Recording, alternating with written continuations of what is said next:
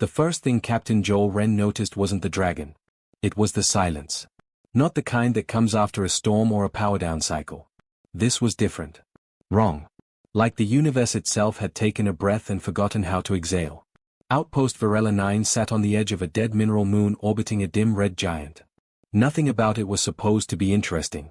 It was a relay station, a listening post, a place where board crews rotated every 6 months and complained about the dust getting into everything. But at 3:17 station time, every sensor on the northern ridge died at once.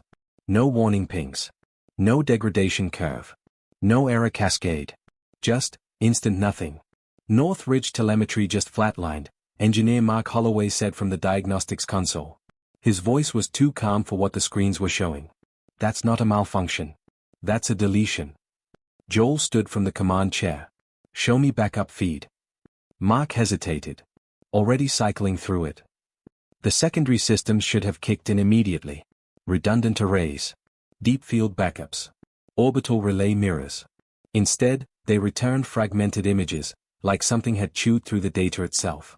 A jagged smear of heat distortion. A flash of orange light. Then static. Then nothing again. Joel felt it before anyone said it. Something had entered their perimeter. And it hadn't been detected. Impact event. Mark suggested, though he didn't sound convinced anymore. Meteor strike maybe? Something small enough to slip past orbital detection. Joel didn't answer right away. Meteor strikes didn't erase sensor networks. Meteor strikes didn't make experienced engineers go quiet. He walked toward the main viewport. Outside, the ridge stretched like a broken scar across the moon's surface.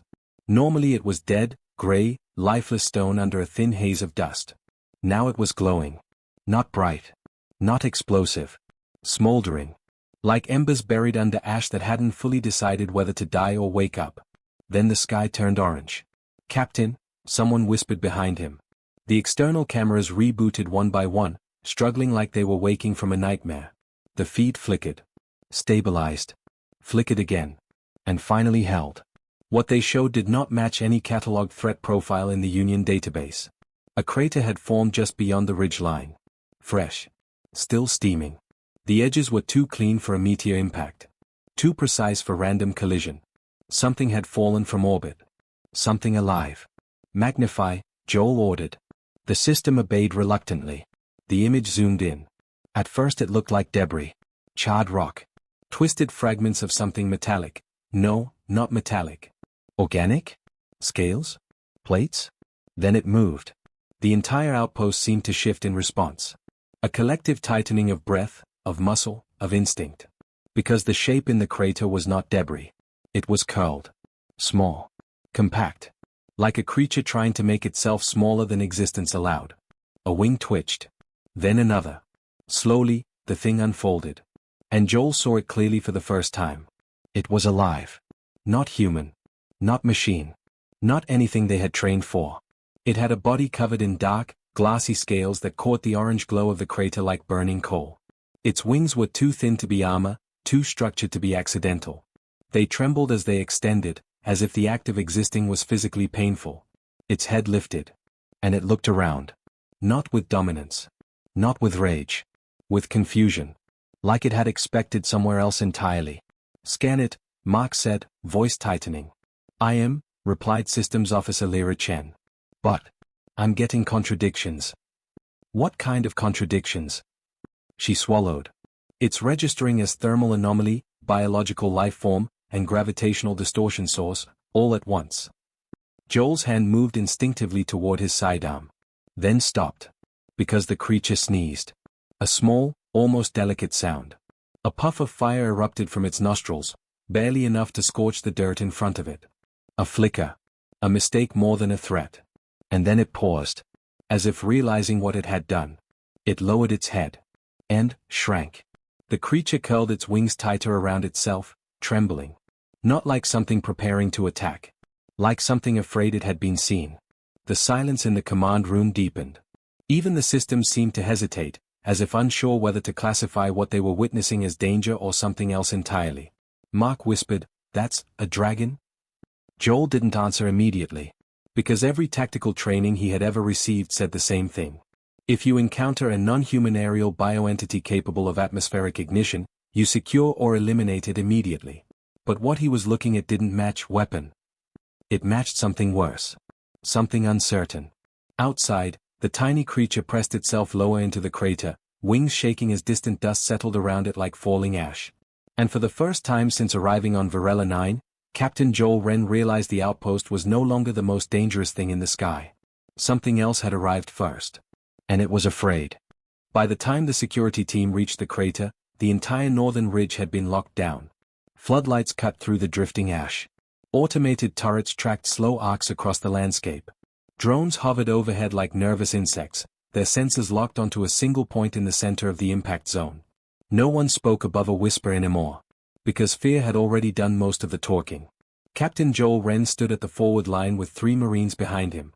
Their weapons were raised, but not fully aimed. That uneasy middle state between caution and certainty, where every trigger pull felt like it might be a mistake you couldn't undo. Engineer Mark Holloway stayed slightly behind Joel, helmet tilted forward as if he could make sense of what the scanners refused to categorize.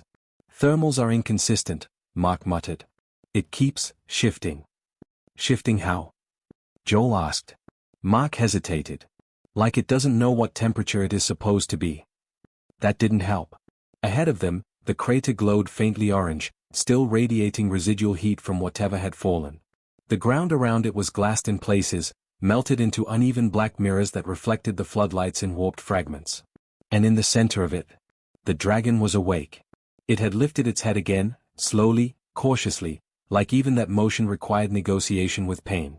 Its wings twitched outward before quickly folding back in, as though the idea of taking up space was too risky. Joel raised a hand. The Marines stopped. The creature noticed them. And froze. For a long moment, neither side moved. Then one of the drones made a soft recalibration sound. The dragon flinched so hard it nearly fell over. It scrambled backward instinctively, claws scraping the glassed ground, leaving thin cracks like spider webs. Its body pressed against the far side of the crater as if distance alone could make it invisible. Hold fire, Joel ordered immediately. Captain, one of the Marines said. I said hold fire. The weapon line lowered slightly, though not completely. The dragon stayed pressed against the crater wall, trembling. Its head turned slightly, one eye visible now, large, reflective, and disturbingly expressive. It wasn't looking at them like prey looks at predators.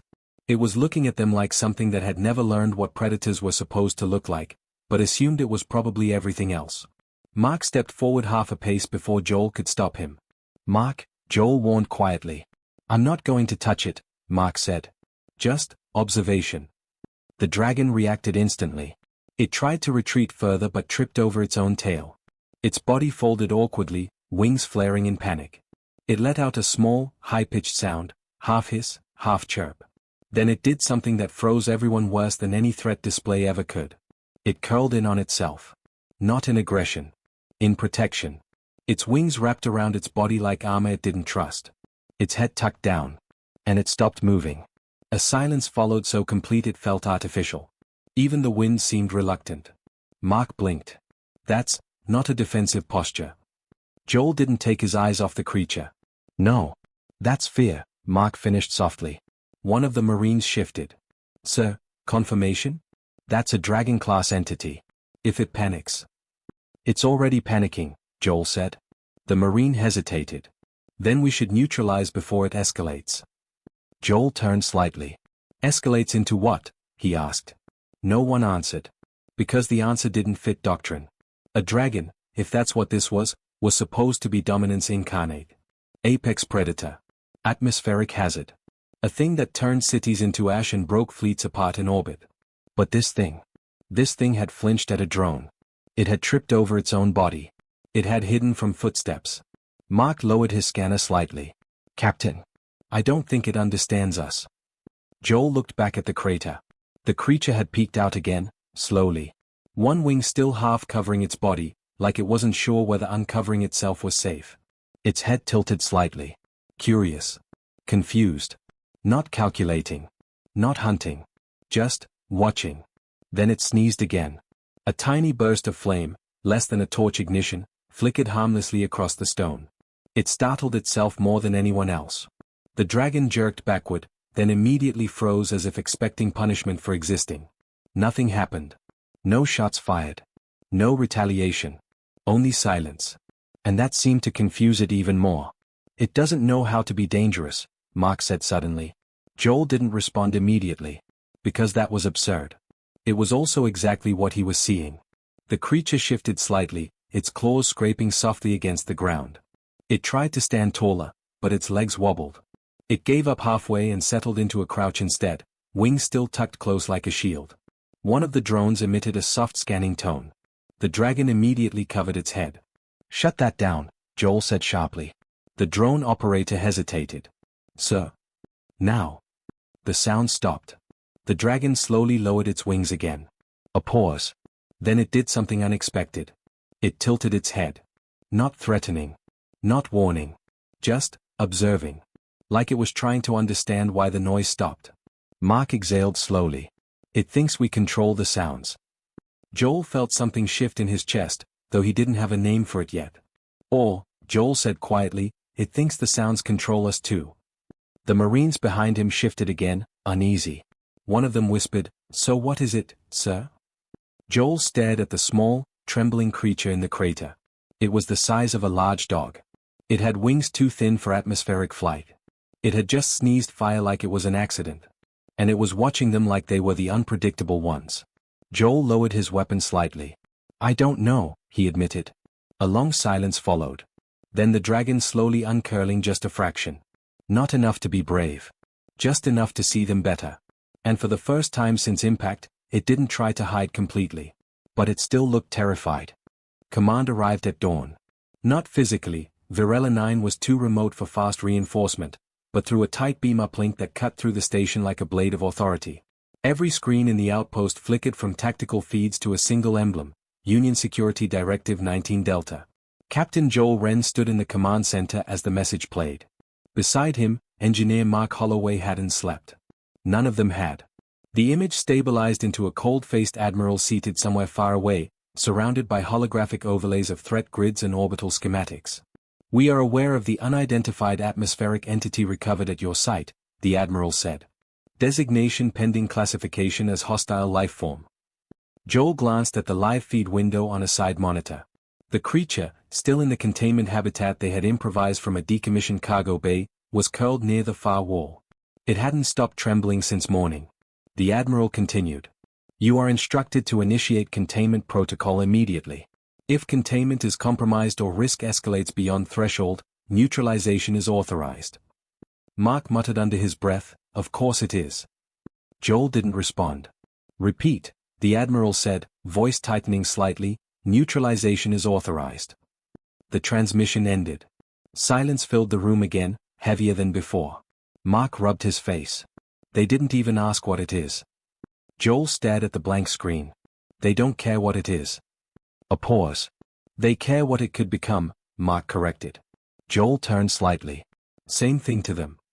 The containment chamber had been Mark's idea. "Keep it contained, not caged," he had said. "We don't know what stress does to it."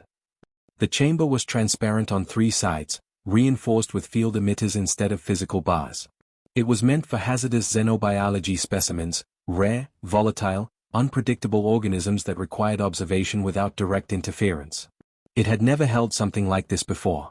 Inside, the dragon lay with its wings half unfurled, as if it had fallen asleep mid-defense and forgotten how to relax again. When Joel entered the observation corridor, it noticed immediately. It always noticed. The creature lifted its head. And flinched. Not dramatically. Not explosively. Just enough to be seen. Like expectation itself had taught it that attention usually came with pain. Joel stopped outside the glass. He didn't move closer. The dragon didn't move away this time either. But its body tightened slightly, claws pressing into the floor plating. Mark stood beside Joel. "We should talk before they decide for us." Joel nodded once. "They want it gone," Mark said. "They want the risk gone," Joel corrected. Mark gave a short, humorless laugh. "Same outcome." Joel didn't answer. Inside the chamber, the dragon shifted. It slowly lowered its head again, not fully curling this time. Its eyes stayed open. Watching. Waiting. As if it had learned that waiting was safer than reacting. 2 hours later, the station received a second transmission. Shorter. Colder. A follow-up directive. The Admiral's face reappeared. Telemetry from your site indicates anomalous energy discharge during initial descent event.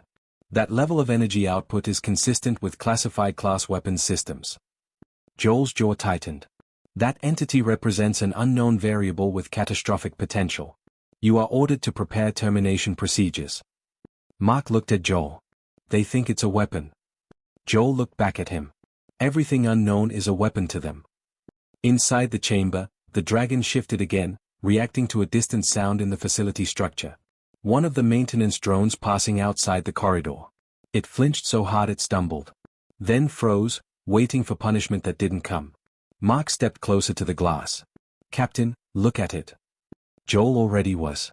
The creature was trying to make itself smaller again, despite already being the smallest thing in the room. Wings drawn inward. Head tucked slightly. Breathing shallow. It wasn't preparing to attack. It was preparing to disappear. Mark lowered his voice. Weapons don't do that. Joel didn't respond immediately. Because doctrine was screaming at him in the back of his mind.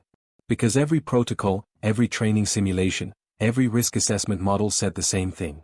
Unknown aerial entity plus anomalous energy output equals existential threat. But none of those models accounted for what he was seeing now. The dragon shifted again and made a soft sound, barely audible through the glass.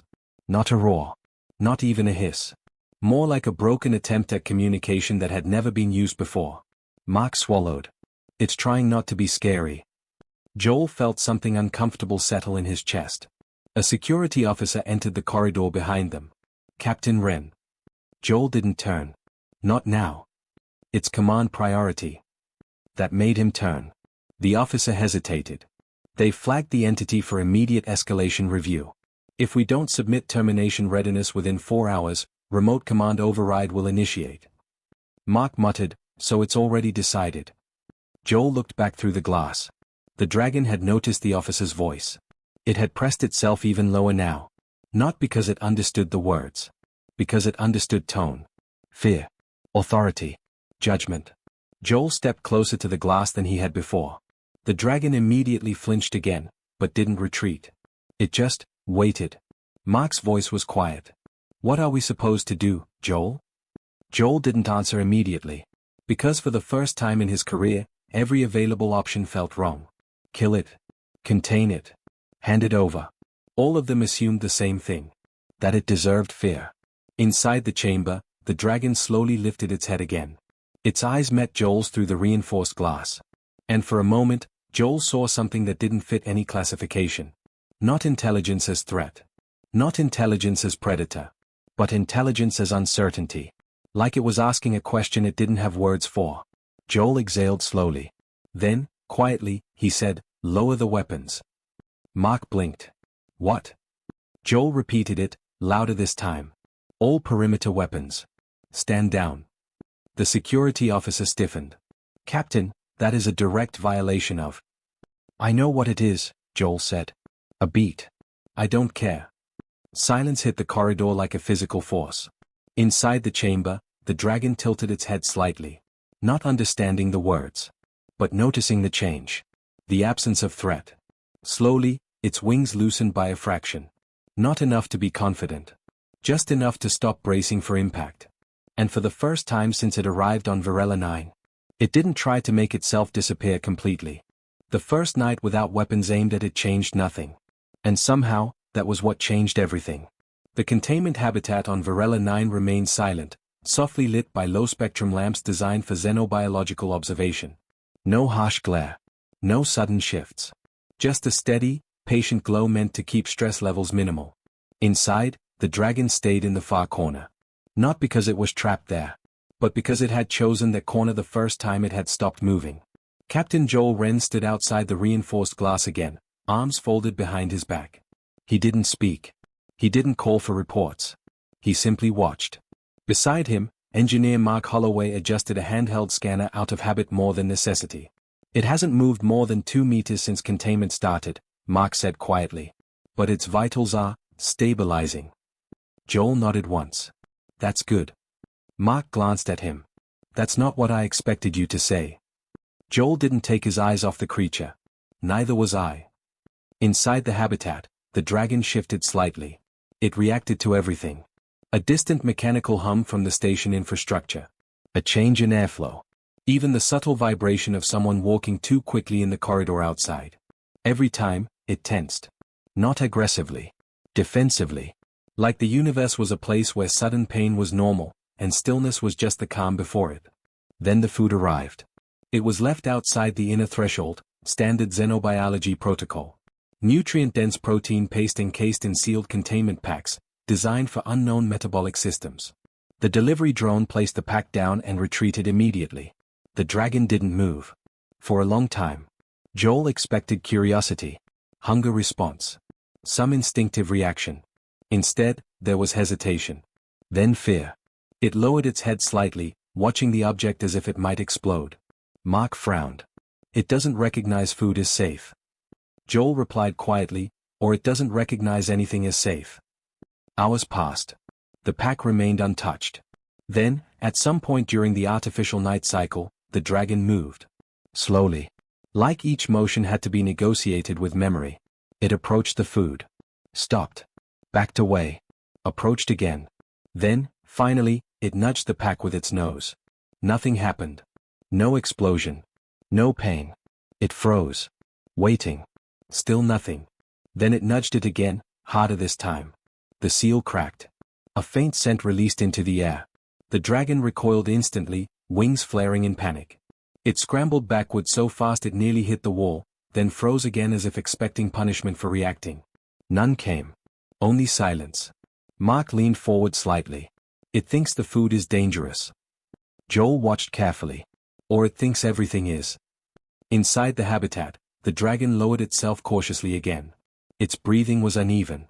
Its head kept darting toward the pack, then away, as if it was arguing with itself. Finally, hunger won. It crept forward. Took a small bite. Then stopped immediately. It waited. Nothing happened. It took another bite. Then another.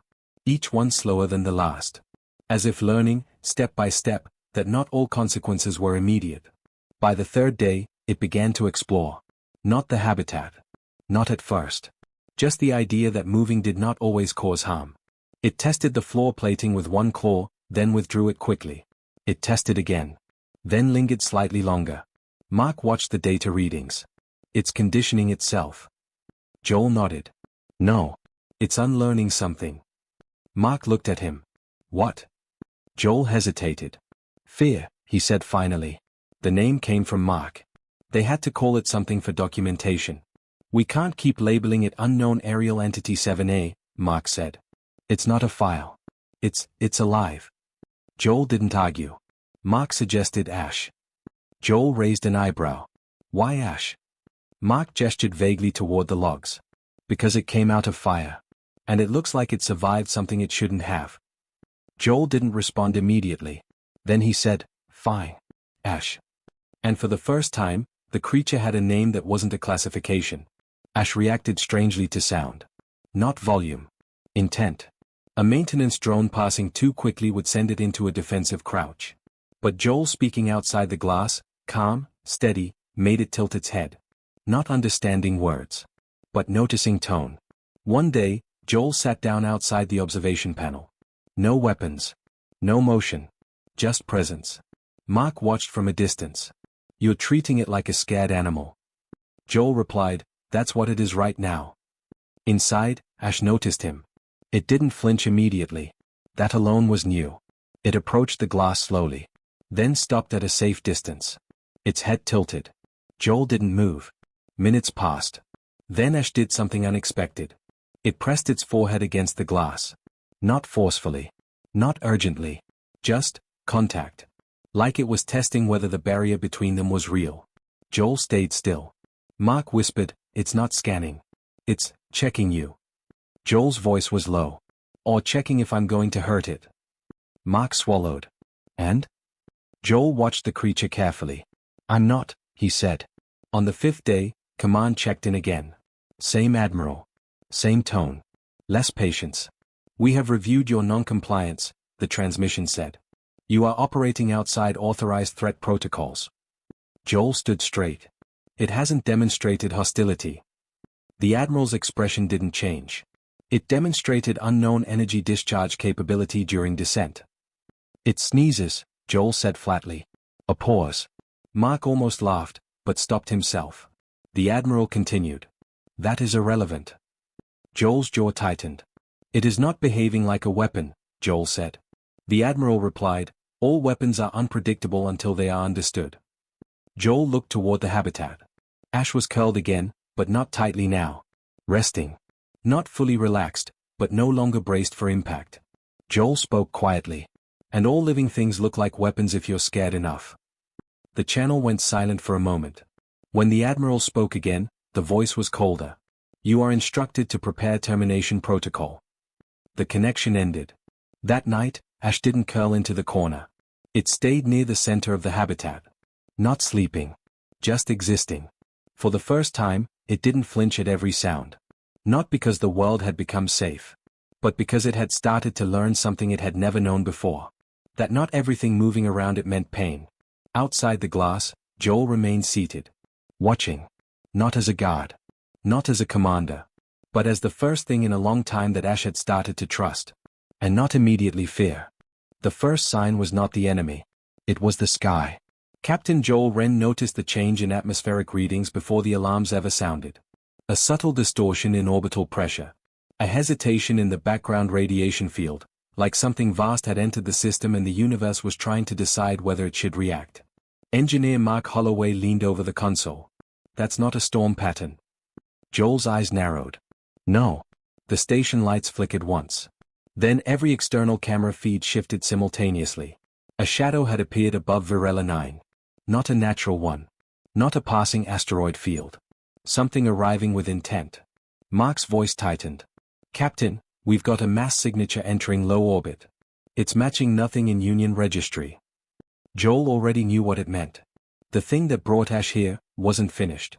Inside the containment habitat, Ash reacted before the alarms even finished initializing. It lifted its head. Slowly. For the first time since its arrival, it wasn't flinching. Not immediately. Not instinctively. It was listening. Joel stood at the observation glass. Mark, open channel to command. Mark shook his head. Uplink's already being jammed. Whatever's up there is interfering with. The station shuddered. Not violently. Not yet. But deeply. Like something massive had shifted its weight in orbit. Then came the first impact warning. Unidentified object detected, descending trajectory, multiple fragments. The voice cut off as the system recalibrated in panic. Joel's hand tightened into a fist. Evacuate non-essential personnel, he ordered. Mark blinked. That includes everyone except. Everyone, Joel said firmly. A pause. Then Mark understood. You're staying. Joel didn't answer. He was already watching Ash. Inside the habitat, Ash had changed. It wasn't curled. It wasn't hiding. It was standing. Unsteady at first, like something unused to its own weight. Its wings were half open, not defensive, not collapsing inward, but present. Testing air it had never fully trusted before. A low vibration passed through the station. Ash felt it. And something in it responded. Not fear. Recognition. Mark stared through the glass. It's not reacting like before. Joel whispered, because it knows what's coming. The sky outside Virela 9 ignited. Multiple objects broke atmosphere at once, sleek, dark shapes cutting through the orange haze. Not meteors. Controlled descent vectors. Too precise. Too coordinated. Weapons. Not natural ones. Something was tracking Ash. And it had finally arrived. The first strike hit the outer ridge. The ground exploded upward in a controlled blast pattern. Clean, intentional destruction. Not random bombardment. Targeted suppression. The station shook. Emergency shields flared. Alarms finally screamed to life. Incoming hostile presence confirmed. Orbital weapons platform detected. Mark swore under his breath. That's not salvage. That's pursuit. Joel didn't move from the glass. Inside the habitat, Ash flinched. Not at the explosion. At the recognition of it. Its wings folded slightly. Old instinct trying to return. The instinct that said, run, hide, disappear.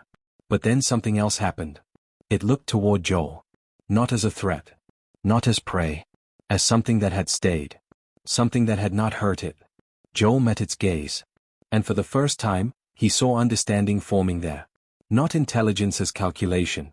Intelligence as choice. Another impact struck closer. The outer defense grid collapsed under a precision energy pulse. Mark shouted, "Captain, we need to move, now." Joel finally turned slightly. "No." Mark stared at him. "No?" Joel pointed toward the habitat. "It's not running." Inside, Ash had stopped trembling. The fear wasn't gone. But it wasn't in control anymore. Something deeper had taken its place. It stepped forward. One claw at a time. Each movement slower than thought. But deliberate. Mark's voice cracked. "It's going outside." Joel nodded once. "Yes. That's suicide." Joel replied quietly, "It's choice." The containment field released. Not broken. Not forced. Deactivated. Joel had done it manually. Mark turned toward him in disbelief. "You just opened a live xenobiological containment during orbital attack." Joel's voice was steady. "It was never containment." Mark shouted, "Then what was it?" Joel didn't look away from Ash. "Safety," he said. Ash stepped out of the habitat. The air outside was colder. Louder. Alive with distant impacts and shaking ground. It paused at the threshold. For a fraction of a second, it could have retreated. Old instinct. Old fear. But then it didn't.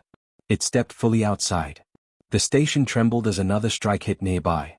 And something in the sky changed direction. All targeting vectors adjusted simultaneously. Locking onto Ash. Mark whispered, "They see it." Joel's jaw tightened. "Yes. They're going to kill it." Joel's voice dropped. "Not if it doesn't let them." Ash lifted its head. For the first time since it arrived on Varela 9. It did not look small. It did not look afraid.